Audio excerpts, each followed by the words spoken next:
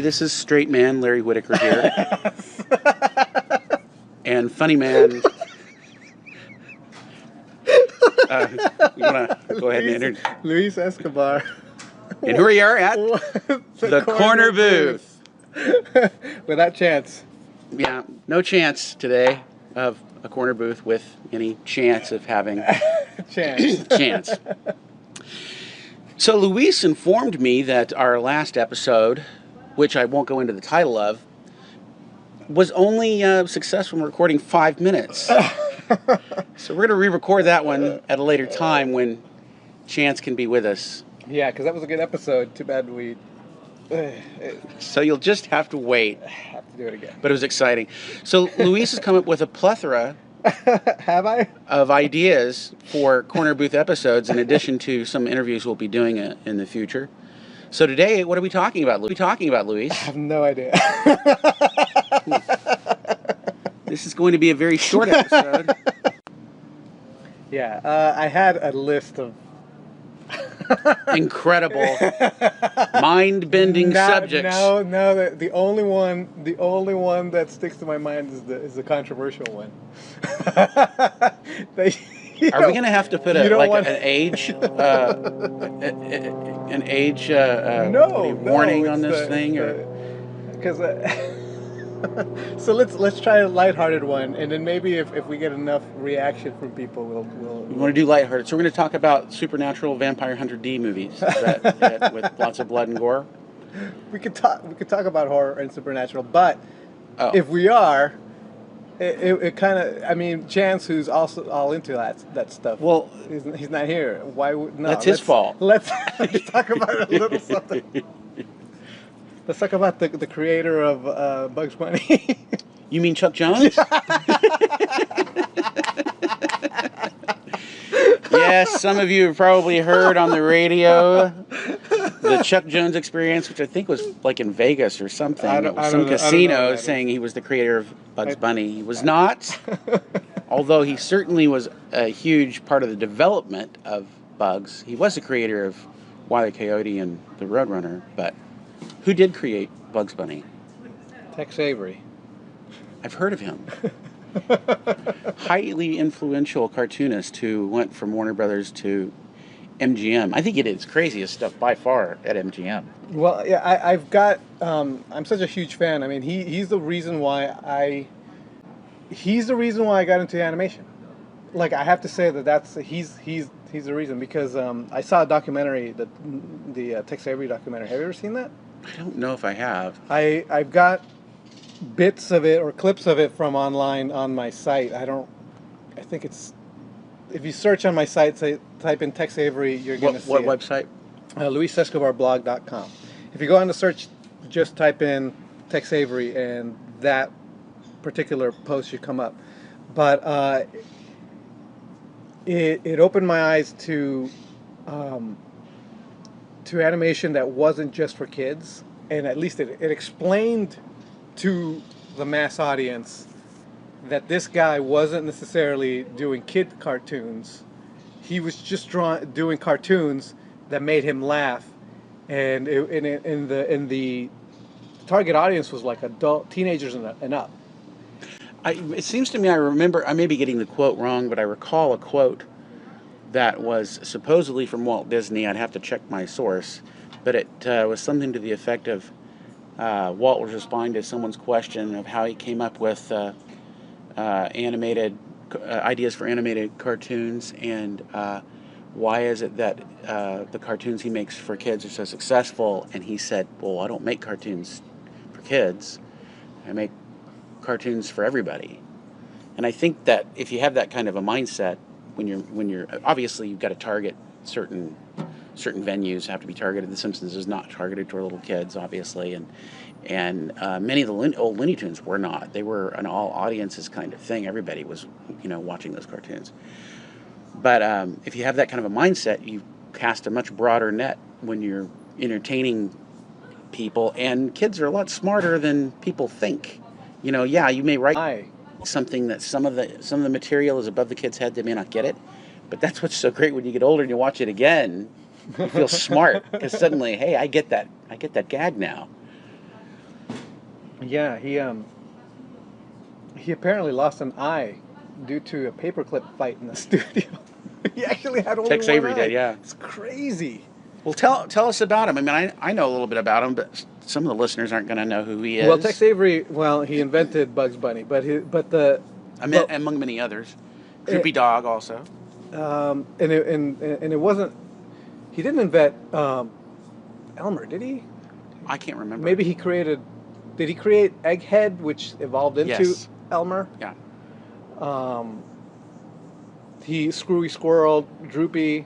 Um, he invented the animated take. Before The him, wild animated yeah, take, the yeah. wild animated take, eyeballs bug out and all that other stuff. He invented that. That before him, that wasn't part of the lexicon of animation, which I think is absolutely fascinating. He also invented, well, like in a lot of ways he was kind of like the person who invented Jessica Rabbit, because Because of Red. of Red Riding Hood. Yeah, he invented the the sexy cartoon girl that was actually just there to be sexy, and the guys were just like gawking over her and reacting to her, and then suddenly So you're like talking about Red Hot Riding Hood and, Red and Hot other Riding Hood, cartoons. and other that were- cartoons that had featured the same character with the wolf yeah. that also reacted to, and so that's the stuff that he did that was a little bit more. It's a lot less kid friendly. That was not a kiddie thing, and I wasn't really aware of that. And I'm like, there's shorts like this. Like I was a teenager when I watched that documentary, and I'm like, that's awesome. Like it's hilarious because of the reactions of the characters is so extreme. And you want to do the same thing when you see a pretty girl. You're like, oh, and you want to like drop the tongue rolls off. Well, put it this floor way: and all this other stuff. without Tex Avery, what would that have done to modern cartoons? It would have been a very different world, because Tex Avery cartoons were not like Disney cartoons. Right. Very different. The acting in Disney cartoons, although there are examples that go very extreme, nothing as consistently and as extreme on a regular basis as Tex Avery stuff. Right. Very, very broad, very cartoony, very surreal and animation. and very very violent. Like Yeah. his stuff. His is the characters falling, anvils falling on your head gags. He's the one that really started that and took it to the extreme. Well, I'll tell you, Ray Patterson was a good friend of mine, and Ray started out at I think it was Minx Studios. I think I'd have to look up my notes, but Ray was at Disney, Okay. and then he went on to shortly after the first few Tom and Jerry cartoons, he went to MGM and was a part of the original Tom and Jerry unit for years and years. And there came a point, he told me, when he was there, that you had the Tex Avery crew doing Yeah. the Droopy Dog cartoons and Right. the Wolf and Red cartoons, and then you had the Tom and Jerry unit. And as Tex Avery got more and more wild, the Tom and Jerry unit said, well, we're not going to stand for that. And they started to get more and more wild. Right. So the competition was between the two crews who could do the wildest stuff. And so as Tom and Jerry got more wild, that was because it was directly affected by the crew doing the Droopy Dog cartoons and all the Tex Avery. Right. All the Tex Avery wild takes and, wild stuff. So you saw that effect, how Tom and Jerry became more and more and more broad. You look at the first Tom and Jerry cartoons, the first couple, and they're pretty traditional. Disney could have put those out. They're not that extreme. Right. But then you had things where, Tom would be sliced into bits, and Right, yep. he'd be running across the lawn, and he'd run through some kind of like a saw blade or something, and Or a fence. or a fence, and he'd end up falling apart as he ran across the lawn, and his head would be on one end of the lawn, and his tail would be on the opposite end of the lawn. That kind of stuff happened because of the Tex Avery unit. Yeah, according to Ray. Yeah, well, no, and it's actually the documentary says exactly that. Yeah. That it affected. Who needs a documentary? You can talk to the people that actually were there, Luis. Well, yeah, but that's what I'm saying. Well, the documentary actually talked to the people who were there. They were interviewing them, and actually, that's what they said. Yeah. That that it was the competition within the MGM studio. Now, you know something else that Ray told me is that the guys over at Warner Brothers would sneak out their shorts, and the guys at MGM would sneak out their shorts, and they'd meet at a theater, I think they said in Burbank, and they would show off each other's work to each other. And That's awesome. one year it became big controversy. Do you remember when Bugs Bunny was playing the piano and a mouse was in the piano? God. I forgot what cartoon it is. No, you know what? I've seen that one. That, and then there was one where Tom is playing, I think at the Hollywood Bowl, I think, playing a piano concerto, and Jerry's asleep in the piano. Well, I believe it was. You have to correct me, listeners. Please blog us or write us and let us know. But I believe that won the Oscar for that year. But they both came out the same year, and the cartoons were almost exactly the same. Wow.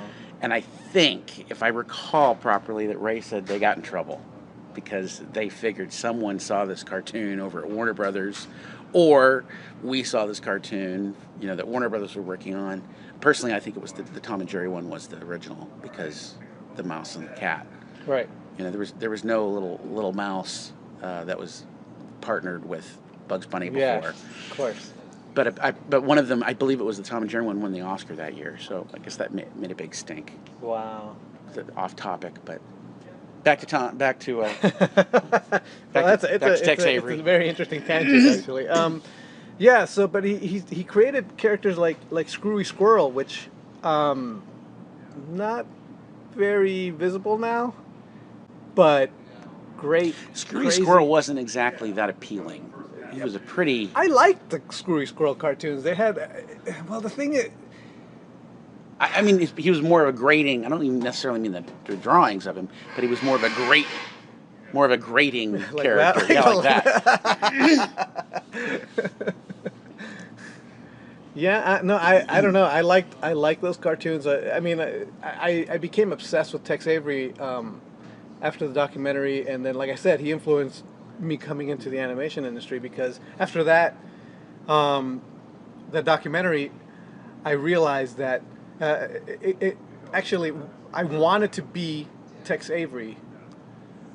I wanted to do what Tex Avery did. I wanted to be a director, writer that created funny cartoons. That was like my goal, and that's why I came and got into the animation industry.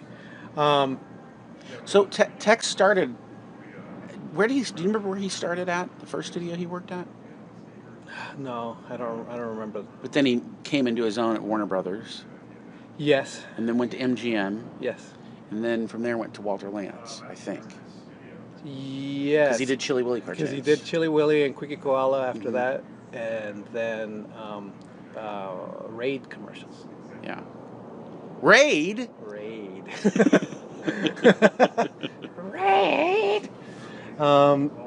But yeah, so.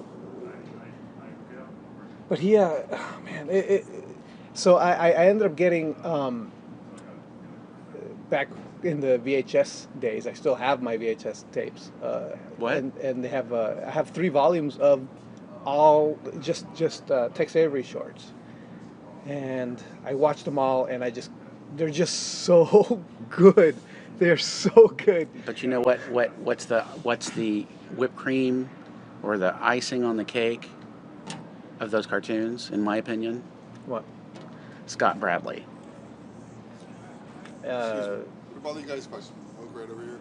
I'm sorry? Would it bother you guys if I smoked a cigarette No, right no. here? Okay. No, go ahead. We'll just edit that out. The what?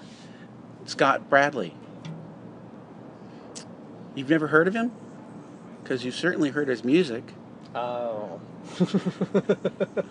As much as I like the Looney Tunes scores, I personally, and Scott Bradley did all of the Tom and Jerry cartoons as well.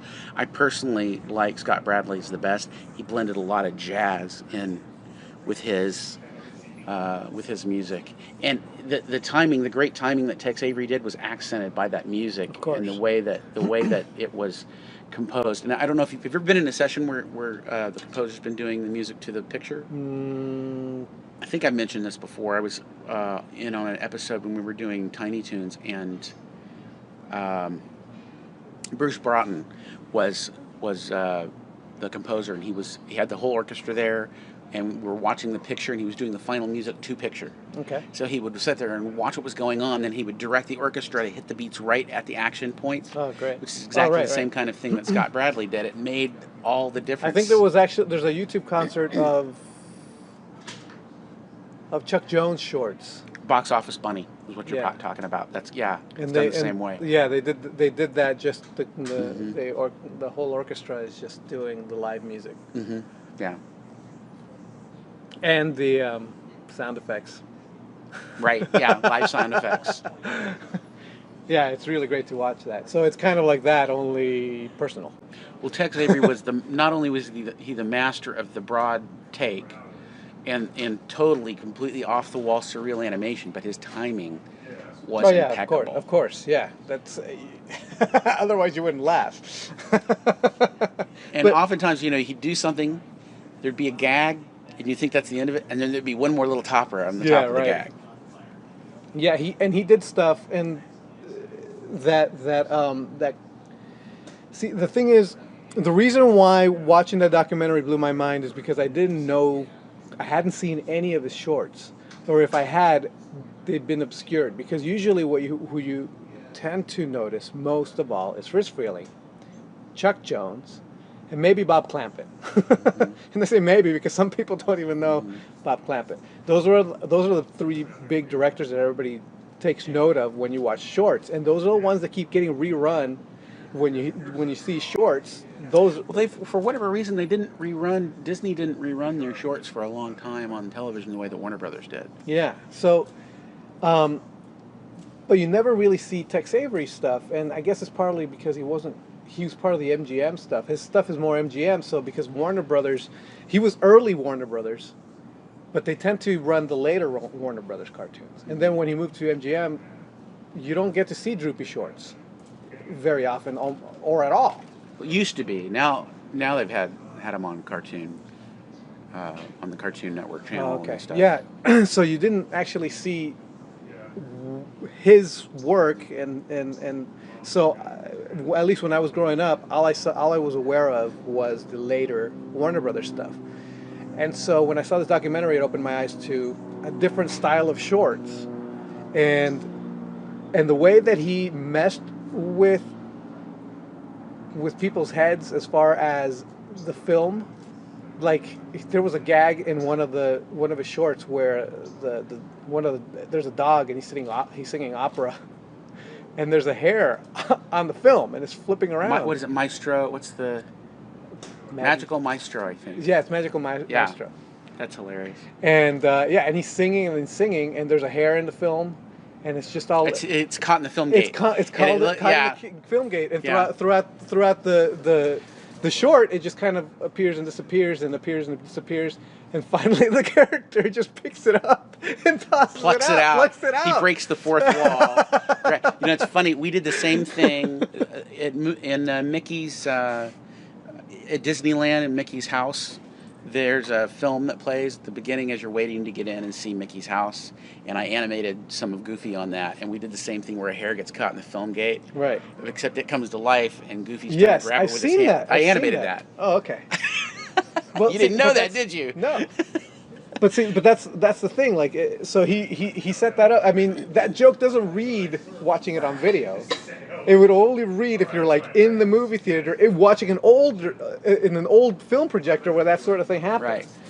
Right. And then because it did. It happened. Yeah, because it happened. Yeah, I remember going to the movies and seeing hair. Well, I'd heard that people stopped the film and tried to fix it and realized it was on the film itself. Well, it's brilliant. And then he did a lot of that stuff because there's a scene in a Screwy Squirrel short where Screwy's running away from two dogs who are hunting him, and they run so far off the cartoon that they passed the film preparations. Yeah, right? yeah, they've passed the film preparations and the soundtrack. or And there's it's that's one of the gags, and another one of the gags is when they run past the Technicolor line, and they walk, And everything goes black and and everything white. goes black and white, and then everybody stops, and they turn to look, and then there's an actual sign that says Technicolor line stops here or whatever, and then they look, and then they run back into the color part. So I mean, it's stuff like that. Like it's just crazy. Well, without Tex Avery, you wouldn't have ever had Roger Rabbit. At least, Yeah, well, not in the way that it Yeah, was but made. that- It was totally. It was a Tex Avery It cartoon. was a Tex Avery. It was heavily influenced by Tex Avery. Yeah, and that's really it's very strange because that movie is a Tex Avery cartoon with live action elements in it, but but not all shorts were Tex Avery had Tex Avery gags in it. No. So it's really strange how it's like this is cartoons, Tex Avery's cartoons. But of course, and you got to everything else consider is- that obviously it was influenced by other cartoons as well. But Tex Avery, I don't think most people who are in animation realize how influential he was. Yes. Most people don't even know. Your average layperson who's not in the film industry doesn't know that he created Bugs Bunny. Right. And Yeah, it's Chuck Jones, right? Yeah, and you think about how he affected jacked. Warner Brothers cartoons, and brought them into a new look and a new realm and really broad animation. Without Tex Avery, I don't think Roadrunner and Wile E. Coyote would have ever come about, because No? I think Chuck was heavily influenced by his former boss, Tex Avery. And you look at how he affected Tom and Jerry. He was indirectly he affected Tom and Jerry. How he yeah, definitely. and then how he indirectly affected Roger Rabbit. And there was a I think there was even a time where he was affecting the Disney cartoons, but they never went. There are exceptions, but generally they never went as broad and as wild as the Tex Avery stuff. I don't think there was anybody out there who was quite as wild, except maybe Bob Clampett. Yeah. I think the difference also between, say, somebody like Chuck Jones and Fritz Freleng compared to somebody like Bob Clampett and Tex Avery is that they weren't character-driven shorts. Like Chuck Jones really kind of... His were personality driven. Yeah, they were very personality driven. Yeah. Um, Yeah, Tex was usually all about the gag. Yeah, it's just about the jokes. Like the characters are just simply exist so that they're just like ridiculous, crazy stuff could happen to them, and that's it. And they're just really archetypes, and they don't really go beyond. They're not very deep characters. You could argue that Chuck Jones added some kind of depth to Bugs Bunny, as opposed to Texas Bugs Bunny, which was like the egg-headed Bugs Bunny, who was just like... He still looked like Bugs, but more rudimentary. Yeah, and he was definitely more... and that's another thing. Okay, so speaking of Bugs Bunny and the Tex Avery shorts of Bugs Bunny, the What's Up Doc, he invented What's Up Doc. Yeah. And the reason where that came from was because that was just something that was what was said in Tex Avery's high school. Everybody called each other Doc in high school. So to him, it was just like saying dude. So he obviously must have highly influenced Back to the Future. Right?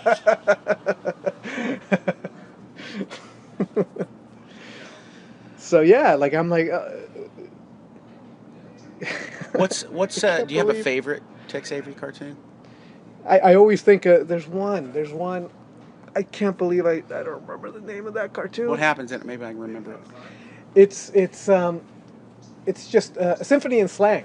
Oh, I love Symphony and Slang. That's the so one. I carried on.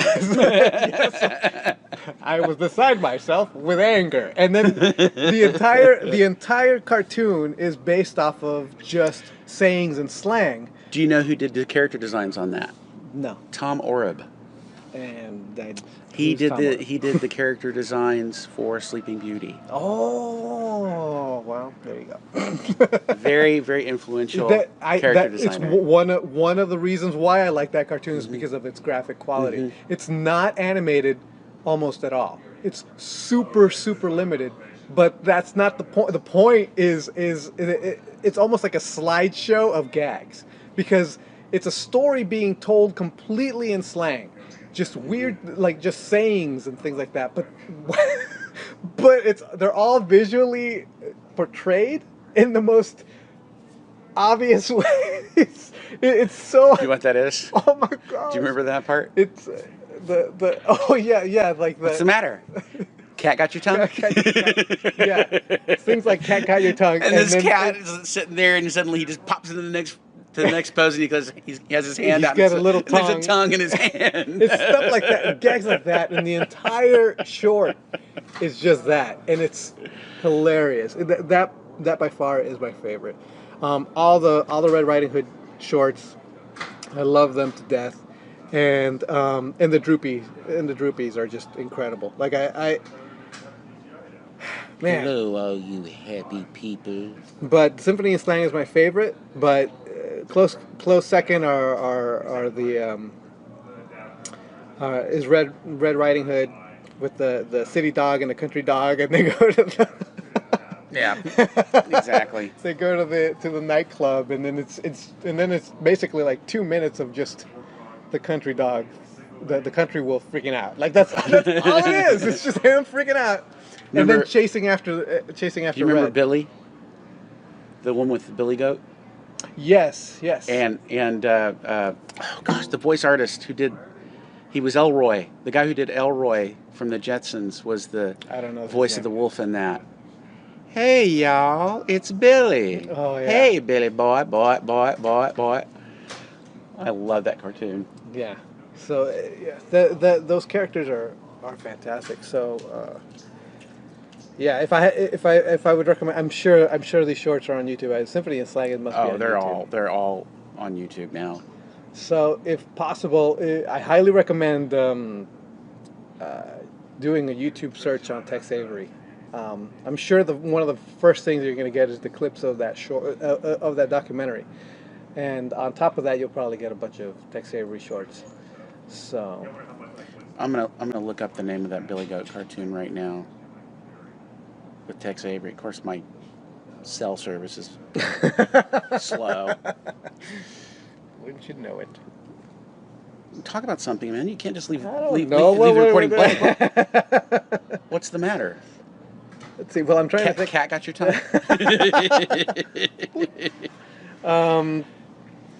Let's see. What else? I'm trying to think of other cartoons that I've really. Yeah, I can't think of any right now. Billy Boy is the name of it. Looks like. It's called Billy Boy. It's called Billy Boy. There was he did a few cartoons that were a lot like Cars and Planes. Yeah. Movies, where it was just. Oh well, those influenced Cars. There's no doubt about it. Yeah. They even had this almost the exact same design. Yeah, so there were. I don't like those so much. Like his later stuff, besides Symphony and Slang, his later stuff started not being as good. I think he just started getting tired, right? And I guess you can only do so many gags. You could only come up with so many gags before you basically exhausted your reserve of gags. But man, like very few people ever even copied those gags. They tend to copy a lot of the Warner's gags. Well, I remember when I was animating on Swan Princess, there were, not every shot, but on some shots I was allowed to get really broad. So there was one where I was animating the Puffin on Swan Princess, and he does this wild take, and he chomps on the prince's boot. Okay. And there's a frame where he's got like one one giant wide long eye with a long pupil, and then Right. two other eyes and smeared. He's got like 3 tongues, and all that kind of stuff. I was influenced by the Tex Avery cartoons, and I didn't get to do those gags even when I was animating Bugs Bunny and the Looney Tunes. Only occasionally would we get to do those kinds of gags. We were never Really? allowed to go that wild. I think something modern that was obviously influenced by Tex Avery would be Ren and Stimpy. Oh, They were very influenced. well. by Tex Actually Avery. no. Well, and Bob Clampett. I think it was more Bob Clampett than Tex. But a lot of those takes and stuff, I don't think you could separate the two. I know that John Kay talks about how influenced he is by Bob Clampett, but obviously Tex Avery was a big influence too, simply because of the kind of gags that Tex did. Some of those would end up in Ren and Stimpy. Ren and Stimpy cartoons, visually. Some of the visual gags. Yeah. So, man. Dawes Butler was the voice of the wolf in that Billy Boy, and he was the voice of the wolf in several of the Droopy cartoons, not all of them, Right. but several of them. Yeah, because he didn't have, like I said, he didn't have like he wasn't a character. He was an archetype, and he had to like be whatever Right. the gag. He eventually became a character, but at first he had a voice that was almost like this, and the wolf was like this, and then later on it became Dawes Butler took over and did that voice, and then Dawes went on to do many commercial voices. I think he was Quisp and Quake, and he did Elroy, and he was many of the early Hanna-Barbera characters like Yogi Bear and those types. But he started doing voices early on back in the MGM days. I met his son years ago at when Ray Patterson passed away at his funeral. Okay. Well, one more thing I just remembered and forgot. So I guess. Boy, that was incredible. People are sitting at their computers even now, their finger hovering over the pause button. What did it have to do with? Tex Avery? Maybe. So has he influenced anything that you've done while you've been at The Simpsons? Man, I wish I could say yes, but no. I mean, it's like We're not allowed, right? We're not allowed to go there. What's the wildest take that you've ever done, or wildest animation you've ever done on The Simpsons that you can think of off the top of your head? Before they put the clamps down, and said no more of that. Gosh, oh man. I mean, there's just a couple of screams, things like that. I've done Itchy and Scratchy. You're allowed to at least go there to a certain extent. Yeah. So I did animate some Itchy and Scratchy stuff. I mean, I did a scene. Did you ever animate Bart in the take where his jaw goes one way and his head goes the other? Never. That was out after man. the first season, I think. There was I did do a scene where I got to chop off Quentin Tarantino's head off, and What's that got to do with Tex Avery? the violence. Wow. It's a Tex Avery. It was an Itchy and Scratchy. It was an Itchy and Scratchy where Quentin Tarantino's head got chopped off. Excellent. And Itchy got to chop it off, and then and that was a lot of fun, and that was Do you know who would have loved to talk about Tex Avery? Chance.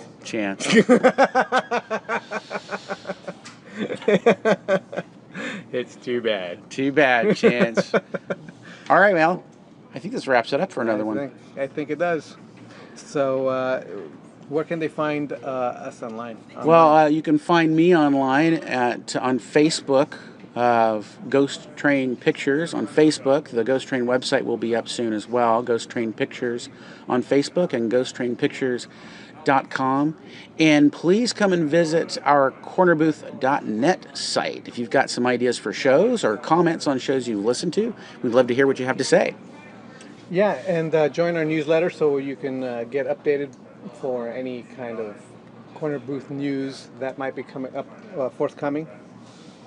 Especially if we start doing more live meetups or Google Hangout meetups, you're probably going to want to subscribe to that newsletter so you could at least get alerted to it.